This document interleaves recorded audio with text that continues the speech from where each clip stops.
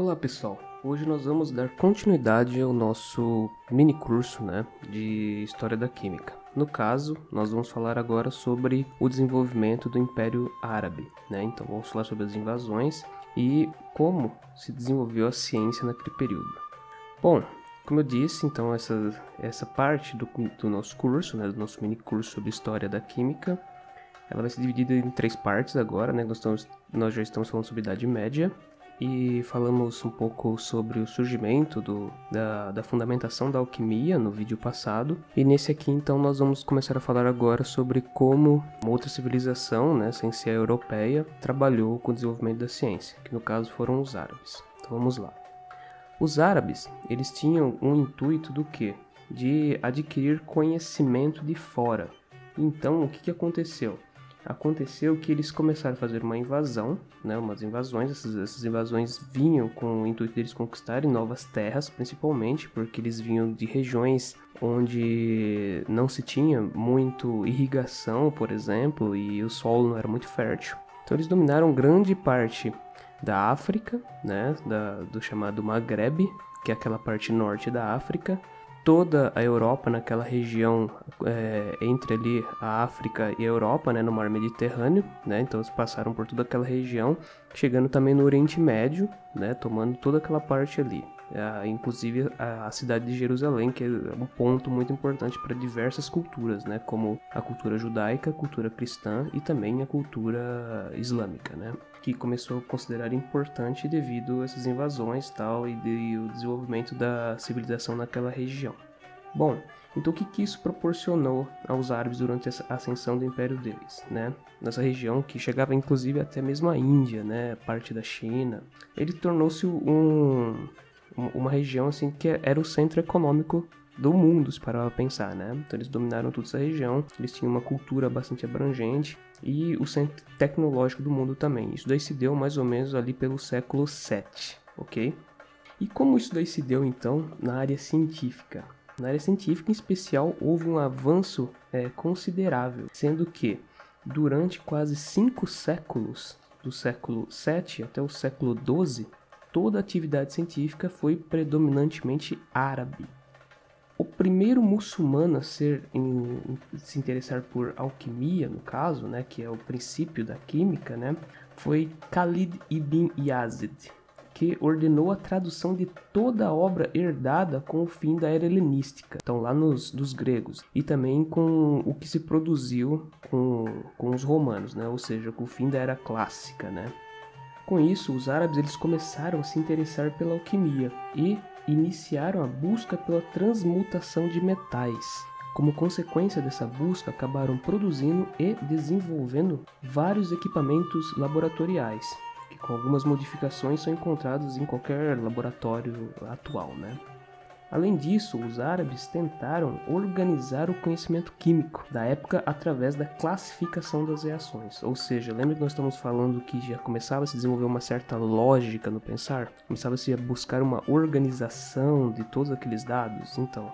aqui começa a ficar um pouco mais simplificado. Por quê? Porque você tem pessoas que têm uma determinada cultura colidindo com outra cultura, absorvendo informação, e dessa forma começa-se a quebrar paradigmas, e quebrando paradigmas você consegue organizar melhor dados, nesse caso. É como se alguém estivesse olhando de fora, Muitas vezes em determinadas áreas a gente fala, chama alguém de fora para dar uma olhada, porque geralmente quem é de fora tem uma visão completamente diferente, e isso aí ajuda no desenvolvimento de organização, porque a pessoa traz ideias diferentes, no caso, Bom, para se ter uma ideia de como os árabes avançaram com relação à ciência, o conhecimento acumulado e criado nesse período histórico, devidamente escrito, foi utilizado na Europa até parte do século XIX. Bom, vamos falar então de algum contexto histórico desse período. A partir do século III, no mundo greco-romano, a alquimia tomou o rumo das especulações filosóficas e místicas, que a gente falou nos vídeos anteriores. A grande quantidade de manuscritos existentes na época estava bem guardada, porém, eles eram mais reverenciados do que estudados na realidade pelos sábios da época. E é nesse momento que se tem a ascensão de um novo império, no caso o Império Islâmico, com as invasões árabes. E esse ímpeto de querer avançar porque um habitante lá da região, o Mohammed, que nós sabemos que é o Maomé, dizem que ele teve então uma revelação, e que essa revelação falava que os árabes tinham que levar a palavra de Alá para os outros povos, né? E no que eles diziam era o seguinte, é que Moisés e Cristo também tinham recebido essa revelação, e, entretanto, os seguidores de Moisés e também de Cristo teriam deturpado ela. Dessa forma, Mohammed ele conseguiu unir em torno de si um exército bastante grande de nômades. Esses nômades eles tinham uma dificuldade de obter alimento, né, na região, e eles buscavam então novos terrenos, né, que fossem mais ricos. Então, tocados pela chama da Guerra Santa, cujo objetivo era conquistar o mundo da mão dos infiéis, e movidos pela necessidade de só os mais ricos que os desérticos do Oriente Médio, os árabes partiram rumo à expansão e ascensão. Então esse é o contexto do qual os árabes resolveram partir para a guerra, né? Ninguém vai querer partir para a guerra contra impérios que já estão estabelecidos, né? Se você não tem algum objetivo muito forte.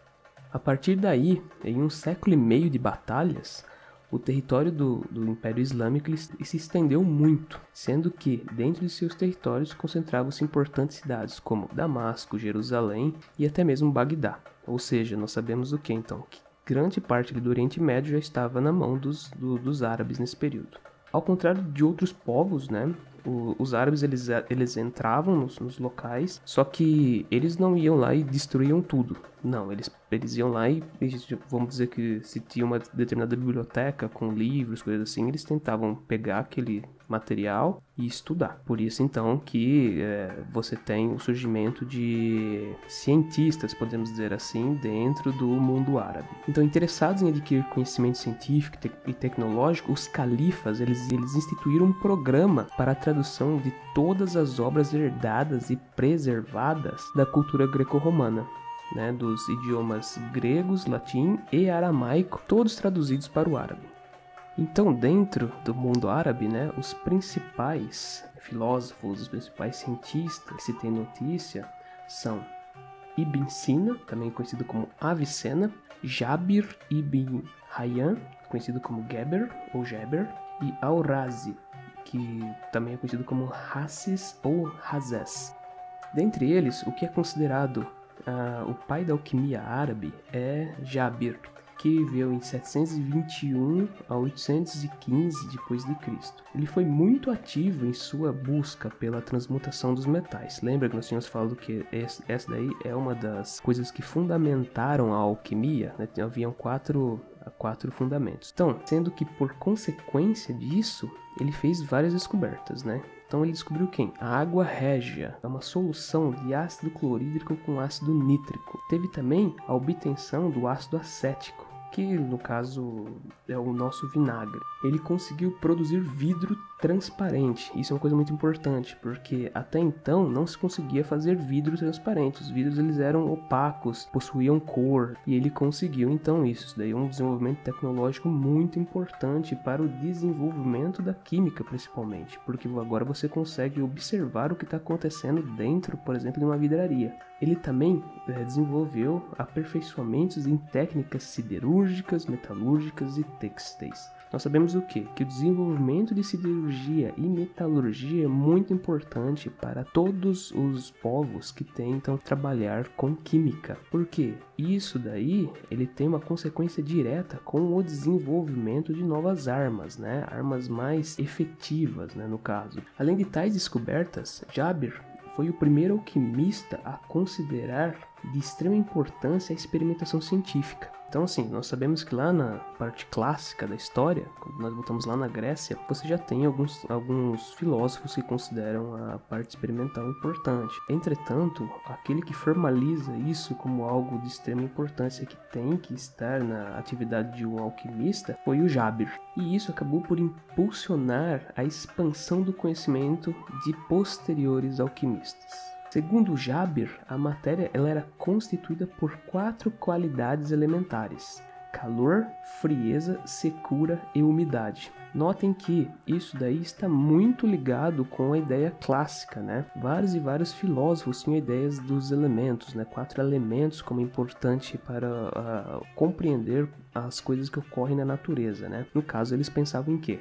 Fogo, ar, água e terra, né? Aqui ele já começa a tirar um pouco desse lado um tanto quanto muito elemental da natureza e começa a trazer algumas características desses elementos, né? Calor, frieza, secura e umidade. Nós podemos fazer classificações diretas com os elementos gregos, né? Então calor, fogo, frieza, o vento, secura, terra e umidade, a água, né? Mas notem que agora ele está falando de qualidades, né, mais específicas desses elementos. Então ele está falando das qualidades que caracterizam os elementos. E isso é muito importante, porque já é uma observação qualitativa.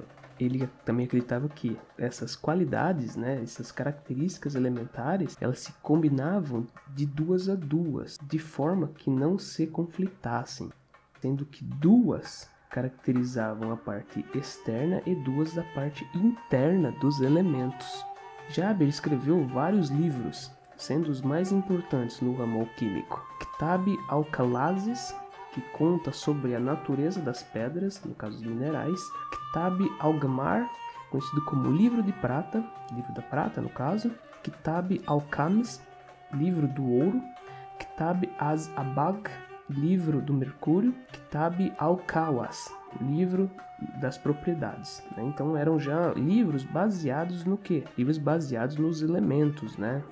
Não é somente agora em características elementares somente, né? Mas você já tem aqui, proveniente das primeiras pesquisas lá dos gregos, já elementos que estão caracterizados, né? Elementos que já possuem nomes específicos, né? Então mercúrio, ouro, prata e muitos deles já com seus próprios símbolos. Nesses livros, o Jaber, ele classificou a matéria em 3 classes, no caso, metais, espíritos, que são no caso os voláteis, né, no caso os gases, e outros, que no caso são os intermediários. Além de Jaber, também teve um outro filósofo, nascido na cidade de Hai, que é no atual Irã, né, no caso, esse filósofo chamava-se Al-Razi, que viveu em 825 a 925 d.C., ele era um filósofo, né? Ele estudava lógica, metafísica, música, poesia, medicina, matemática, astronomia. Por causa da grande quantidade de conhecimento que ele conseguiu desenvolver, ele desenvolveu também teorias alquímicas. Ele classificou a matéria em 6 categorias. Notem que agora ele já ampliou o que o Jaber falava. Então ele já fala o quê? Que nós temos os espíritos, que são os voláteis, né? Os gases, os corpos, que são os metais, as pedras, os vitríolos, né? Vitríolos, no caso, são sulfatos. Os boratos, que nós hoje encontramos, por exemplo, no talco, né? E também os sais.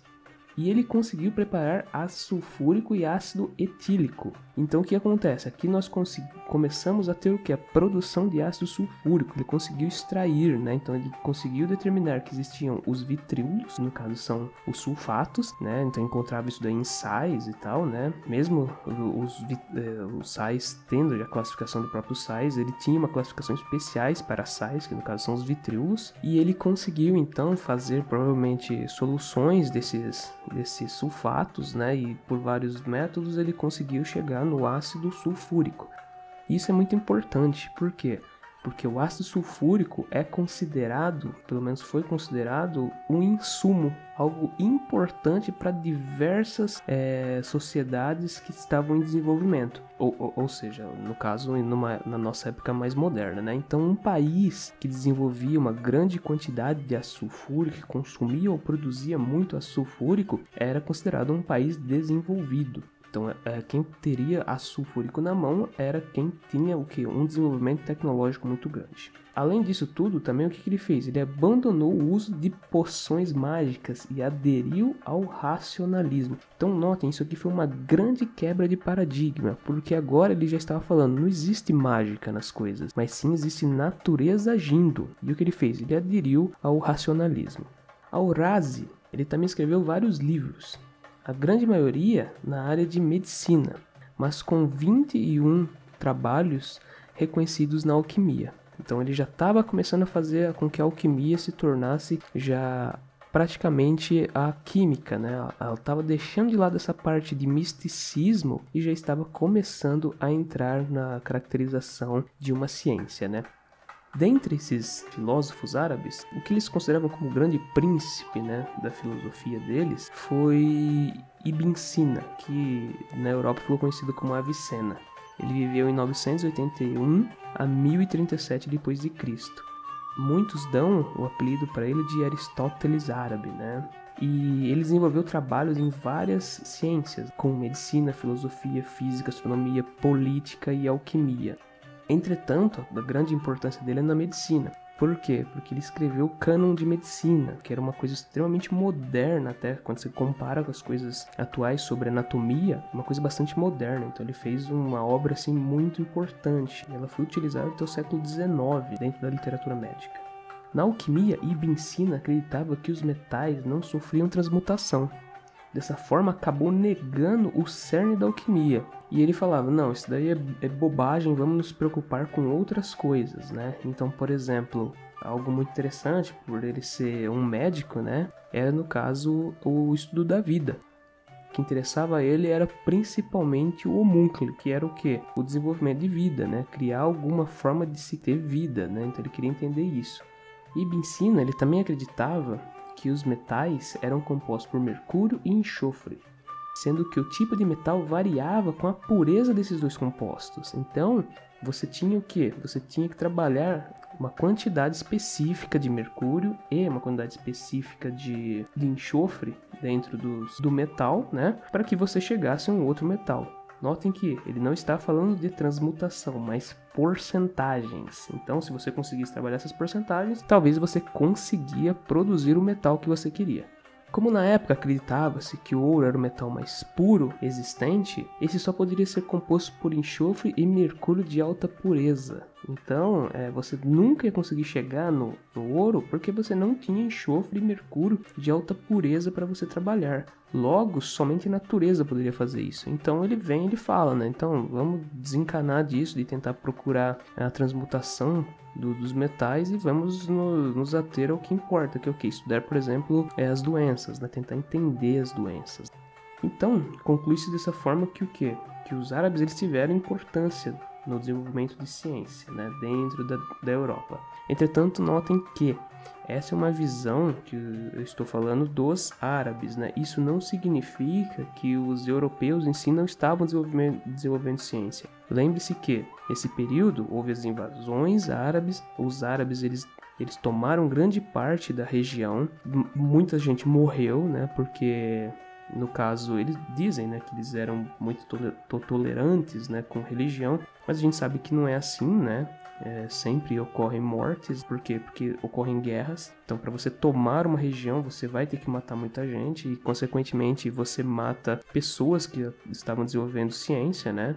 Pessoas estavam desenvolvendo metalurgia, pessoas estavam desenvolvendo cerâmica, né? Pessoas estavam desenvolvendo, por exemplo, métodos para irrigação, acabam morrendo, né? Eles ficaram com o quê? Ficaram com o que se produzia e tinha, por exemplo, em acervos bibliográficos. Então é isso que os árabes se utilizaram. Mas eles tiveram uma importância porque eles conseguiram juntar o que você tinha no lado europeu com o que estava se produzindo na região da Ásia. É muito importante lembrar isso pelo fato de que quando a gente estuda ciência, nós muitas vezes ficamos presos na ideia do que se desenvolveu na Europa. Entretanto, China, a região ali entre Tigres e Eufrates, né, no caso Iraque, Irã, também existiam, né? Eles estavam desenvolvendo ciência lá também, né? Eles tinham metalurgia, eles tinham cerâmica, eles tinham muita informação também.